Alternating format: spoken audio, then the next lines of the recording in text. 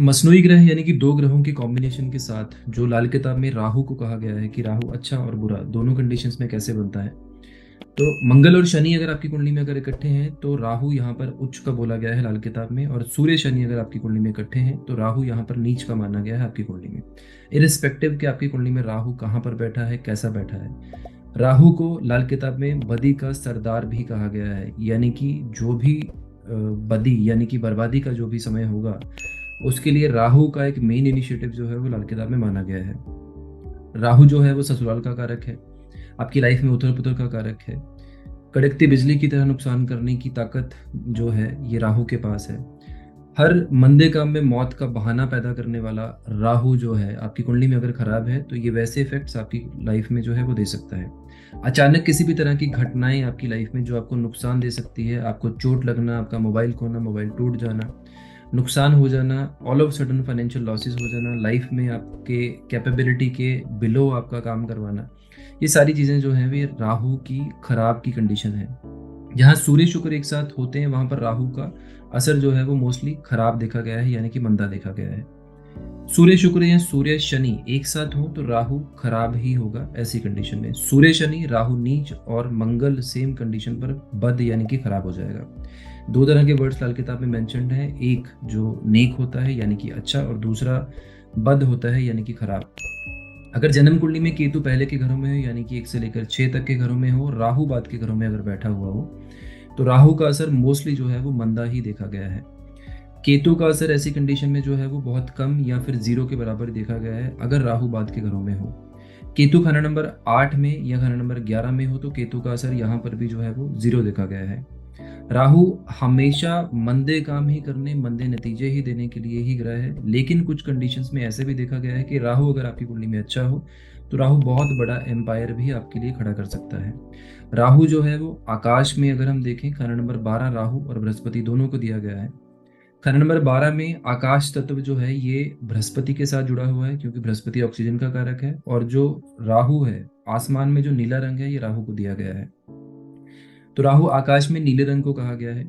आकाश का कोई अंत नहीं है और राहु को पकड़ना भी उतना ही मुश्किल है, यानी कि जब राहु बिगड़ता है तो वैसी कंडीशन में राहु को आइडेंटिफाई कर पाना या राहु को समझ पाना बहुत बड़ा एक सवाल बन जाता है किसी के लिए भी। आप दूसरे ग्रहों के उपाय करते रहेंगे, दूसरे ग्रहों को पकड़ने की कोशिश करते रहेंगे, लेकिन अगर राहु अगर आपकी कुंडली में खराब है तो ऐसी कंडीशन में राहु को अंडरस्टैंड कर पाना जो है वो बिल्कुल इम्पॉसिबल जैसी कंडीशंस हो जाती हैं। तो वहां पर कुछ स्पेशल उपाय आप लोगों को करने पड़ते हैं जब राहु की आइडेंटिफिकेशन करनी हो आपको कि राहु कैसा है।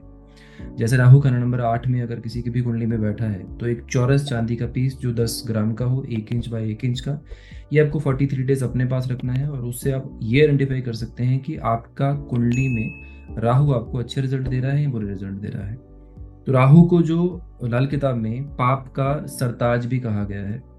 इसकी जो ओवरऑल अगर आप राहु को अगर आप समझना चाहें तो मोस्टली सबसे जो कॉमन प्रॉब्लम है, जब प्रॉब्लम्स आती हैं जैसे हेल्थ इश्यूज आ जाते हैं या वैसी कंडीशंस बनती हैं जब आपकी लाइफ उथल पुथल होती है, तो राहु जो है वो अपने रिजल्ट ऐसे हाइड कर लेता है या अपने सिम्टम्स जो है वो ऐसे हाइड कर लेता है कि आपको वो चीज़ें समझ में नहीं आती हैं। अचानक किसी भी तरह का नुकसान जो है वो राहु आपकी कुंडली में दे सकता है। नो डाउट जो बुध और राहु जो हैं ये दोनों आपस में दोस्त हैं, बुध की भी बहुत बड़ी भूमिका होती है किसी भी प्रॉब्लम में, तो लेकिन राहु की जो है वो अपनी अलग तरीके की एक असर है जो किसी भी कुंडली में समझ पाना थोड़ा सा मुश्किल हो जाता है जब आपकी कुंडली में ये ग्रहों के, मसनूई ग्रहों के जो कॉम्बिनेशंस बनते हैं या राहु की नुकसान वाली कंडीशंस बनती हैं। राहु बहुत सारे ग्रहों के साथ मिलकर अलग तरीके का रिजल्ट देता है। जैसे एग्जाम्पल के लिए अगर किसी की भी कुंडली में अगर शनि जो है वो राहु के साथ अगर बैठा हुआ है, पहली चीज तो ये है कि शनि प्रोफेशन का कारक है और राहु जो है वो फ्लक्चुएशंस का कारक है। राहु जो है शनि के साथ मिलकर दरिद्र योग भी बनाता है। ऐसी कंडीशन में अगर राहु शनि के साथ अगर बैठा हो, पहली चीज ये है कि ये प्रोफेशनल लाइफ जो है वो स्टेबल पूरी तरह से नहीं होने देता।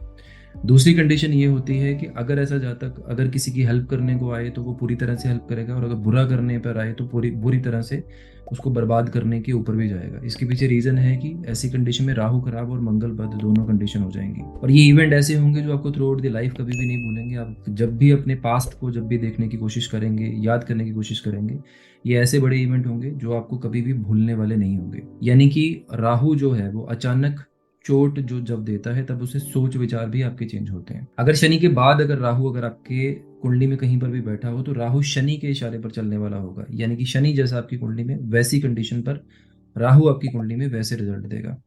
अगर शनि से पहले बैठा हुआ होगा तो लाल किताब में इसको हाकिम कहा गया है, जातक अच्छा ऑफिसर होगा, इसका मतलब ये है। शनि जब भी राहु के ऊपर दृष्टि डालेगा तो लोहा तांबा बन जाएगा, मतलब सूर्य अच्छा हो जाएगा ऐसी कंडीशन पर। वैदिक के हिसाब से दृष्टियां जो हैं शनि की, तीसरी दृष्टि, सातवीं दृष्टि और 10वीं दृष्टि, तीनों दृष्टियों को आप ले सकते हो। और लाल किताब की जो दृष्टियां हैं, जहां पर जो ग्रह बैठा है उसके हिसाब से भी आप इस कंडीशन को नोट डाउन कर सकते हैं।